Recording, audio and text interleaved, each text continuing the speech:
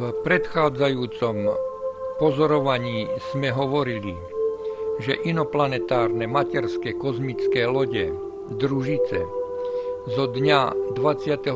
októbra 1948 a 25. októbra 1948 o 3 hodiny 30 ráno svojimi preletmi vyznačili akýsi poligón v tvare kríža, miesto, na ktorom by sa malo čosi stáť.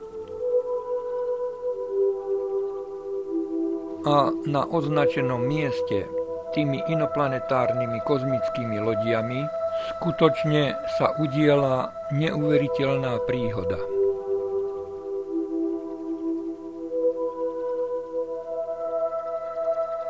Na jar, na konci marca alebo začiatkom apríľa v roku 1949 kachliarsky pomocník Vilko Brodziansky ukladal kachľové výrobky a triedil ich v podkroví domu. Niečo po 16. hodine dobehol veľmi rozrušený do kuchyne bytu a hovoril, že ho nejaké zviera pomykávalo za odev a že ho chcelo byť.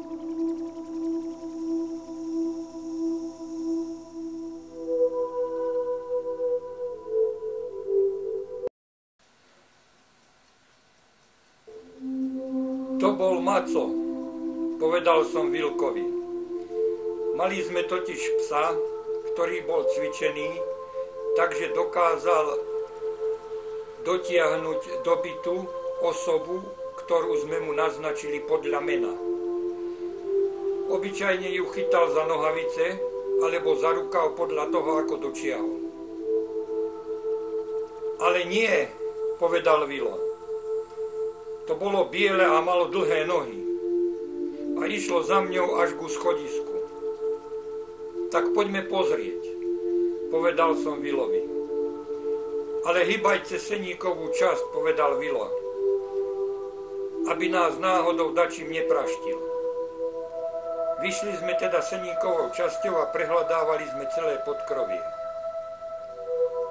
Vilo spozoroval toho návštevníka pod lampou, ktorá osvetľovala schodisko do bytu. To je ono, zvolal.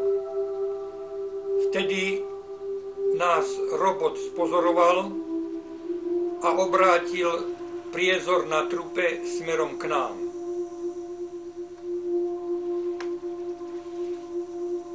Bolo vidieť za priehľadným krytom dve kamery asi 25 cm v rozostupe a preto som povedal Vilovi, ty to nie je zviera, ale robot.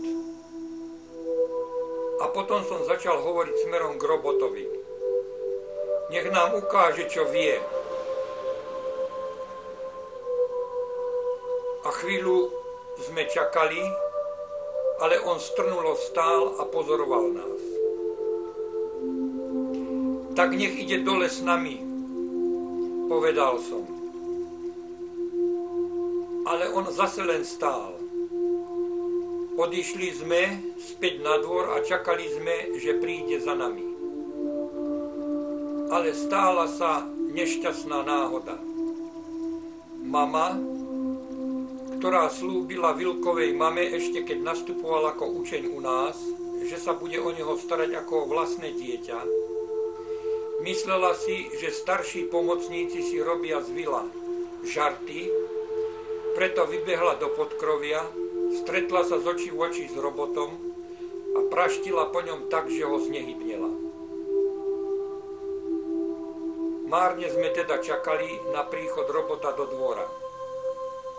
Za chvíľku prišla mama do dvora, oslovila ma, aby som išiel s ňou do podkrovia. Keď som tam prišiel, zhýkol som od úžasu a povedal som, mama, čo si to urobila? Veď to je ohromne vzácna vec. To prišlo určite z inej planety. A akú to má cenu? Opýtala sa mama. No najmenej 1 000 000 korún. No tak ho skovám do skrine. Nie, do skrine ho neskovávaj, povedal som jej, lebo môže mať na sebe nejakú nákazu, ale schovaj ho tu na pôde. A tak sa aj stalo. Ale v priebehu 10 rokov robot záhadne z pôdy zmizol.